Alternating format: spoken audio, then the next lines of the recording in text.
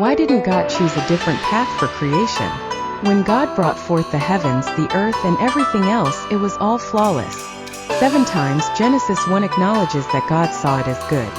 Then, everything took a wrong turn thanks Adam and Eve. And here we are, dwelling in an imperfect world that is inevitably destined for destruction. That we know that God is omniscient, meaning He is all-seeing and all-knowing, aware of everything that has happened in the past, present, and future.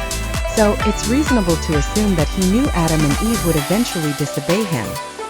He would have been aware that their sin would not only condemn them but also future generations of mankind, along with the earth. That is, so why didn't He erase the earth and start anew? Surely another 6 days of work wouldn't have been too challenging, right? Of course, one could argue that even with a creation 2.0, humanity would have likely ended up on the same path. Therefore, the question remains, why did God proceed at all?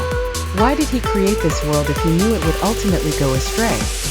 First and foremost, a disclaimer: I'm not claiming that this is an original or thought-provoking question.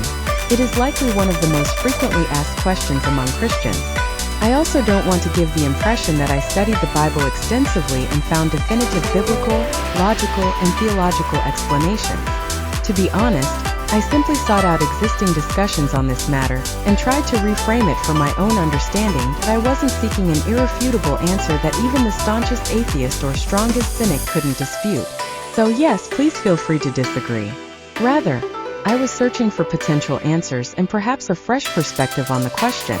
After all, the Bible doesn't explicitly state why God chose to endure the flawed humans that were corrupting His creation, or why He created the world despite knowing its inevitable deviations.